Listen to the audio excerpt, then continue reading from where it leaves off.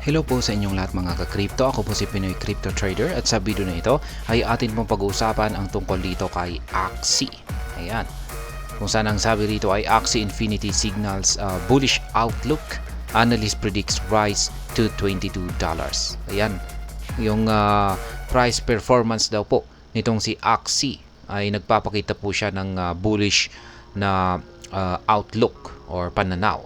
At kasabay nito ay meron pong isang crypto analyst ang naglabas or nagbahagi ng kanyang prediction dito na itong si Axie ay aangat sa presyong $22. Kaya yan, bago po tayo magpatuloy ay nais ko lamang po munang bigyang linaw ang aking disclaimer kung saan ang nilalaman po ng video na ito ay hindi po ito isang financial advice. For education and information purposes lamang po ang layunin nito. Maliban po dito ay nais ko na rin pong magbigay babala na wala pong kahit anumang group chat ang Pinoy Crypto Trader. Kaya yan, para po ito sa mga naglalaro ng Axie Infinity. On the weekly chart, Axie Infinity or AXS signals a positive short-term outlook, displaying a pattern that suggests a bullish trend. Kaya yan, sa weekly chart daw po ay makikita daw po natin na may lumalabas daw po na isang signal, yan, or positibong signal na makakalanas po ng isang short-term na magandang performance itong si Axie. Sapagkat nagpapakita raw po ito ng isang pattern na ito ay makakaranas ng isang bullish trend or pag-angat sa kanyang presyo. Yan, meron po tayong mga chart dito. Pero yung gusto po nating makita rito ay yung chart ng crypto analyst na si Ginoong Ali Martinez. Yan, famous analyst Ali also mentioned a bullish technical formation on the weekly chart which gives an upside target price for the token. Kaya yan po si Ginoong Ali Martinez. Nagbagi po siya ng kanyang chart dito na siyang nagpapakita po sa kanyang nakita rito na isang pattern, bullish pattern.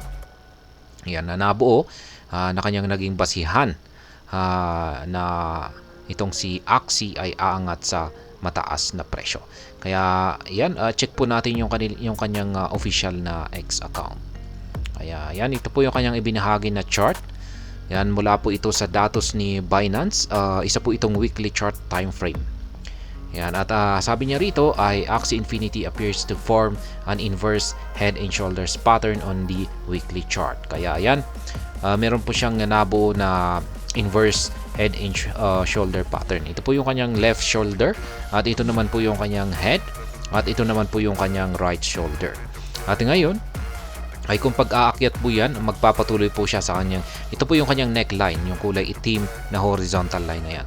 Pag magpapatuloy po siya sa kanyang pag-angat sa presyo at kung nabasag po or tumagos siya dito sa kanyang neckline, ay ito po yung signal na itong si Axie or AXS ay magpapatuloy siya sa kanyang pag-angat sa presyo. At aakyatin po niya ang presyong $22. Yan, ang sabi niya rito ay which anticipates AXS to rise toward the neckline at $13 before potential breakout to $22. Kaya yan, kung mabubuo po talaga yung inverse head and shoulders pattern na ito ay mula sa kasalukuyang presyo ni Axie or AXS ay aakyat po muna siya sa presyong $13 kung saan ay dito po nakatapat yung kanyang neckline. Ngayon kung nabasag po ito ay saka dito po siya magpapatuloy sa presyong $22.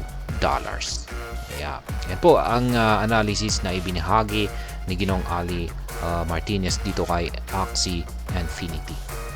Kaya ayan. At hanggang dito na lamang po tayo sa video na ito. Sana po ay inyong nagustuhan ang aking paliwanag dito. Kung inyo po itong nagustuhan ay pakiclick lamang po ang like button nito. Para naman po sa mga bago lamang dito, kayo po ay aking inaanyayahan para mag-subscribe. Pakiclick na rin po ang bell icon nito dahil ito po ang siya magsisilbing notification nito sa mga bago kong videos na akin pong ina-upload sa aking YouTube channel na ito. Marami pong salamat sa panonood. Ingat po tayo lagi at God bless po sa ating lahat.